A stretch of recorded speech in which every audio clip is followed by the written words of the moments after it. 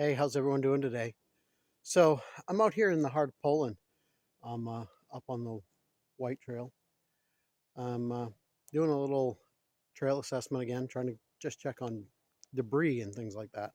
And I came across another really interesting little tracking sign that I wanted to share with you. So we'll go ahead and take a look at it right now. So I was walking by and I noticed these deer track and then some pawing in the ground where they've been searching for acorns. And then I looked up and I noticed over there was a pretty good sized area that was all tore up.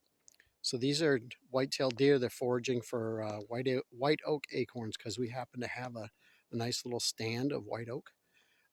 We'll go up here and I will show you a little close-up of their foraging behavior, what the sign of it looks like, and even show you how you can tell if an acorn's been eaten by a white-tailed deer. So as you can see, this area has been tore up pretty good. The deer have been in here just digging around pawing around through the snow. They'll use their front hooves to dig down through this, and they'll try and locate acorns that they can feed on.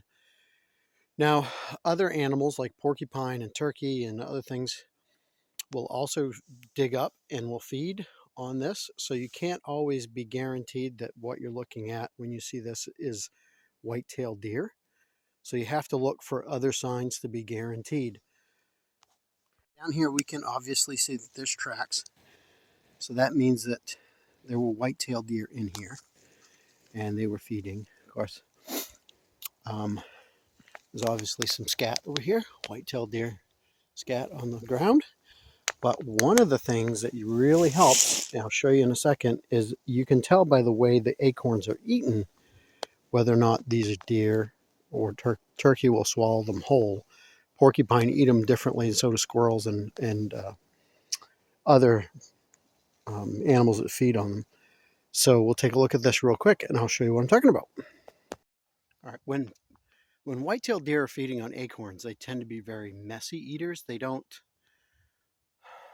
have paws like a squirrel. They can't hold on to the acorn and eat it.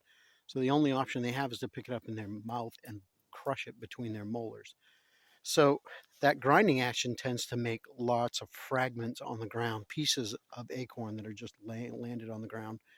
And when you find that, you can oftentimes see the teeth marks, the molars on the outside of the acorn, showing where they ground across the surface of the acorn.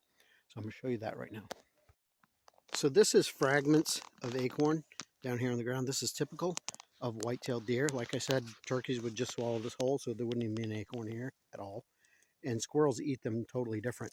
There's another piece over here that I found where you can see there's an awful lot of meat left. It's just messy. It's not very efficient, but that's really not their fault. This one down here actually has some good teeth mark pieces on it as well. So you see these whiter spots in the surface there, and there's another one right there. Those are indications that this was in the mouth of the deer, and it was biting down on it, and those getting it caught in between the teeth was causing this marring. You see I can do something similar with my thumbnail. So without any other sign to go by, that's probably the best way you can tell whether or not an acorn was fed on by a white-tailed deer as opposed to squirrel or some other animal. Porcupines are a little bit different in the way that they eat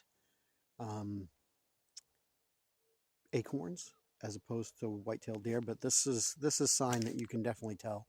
So if you come to an area that's tore up and you don't have tracks that you can work with, you can also identify it through that.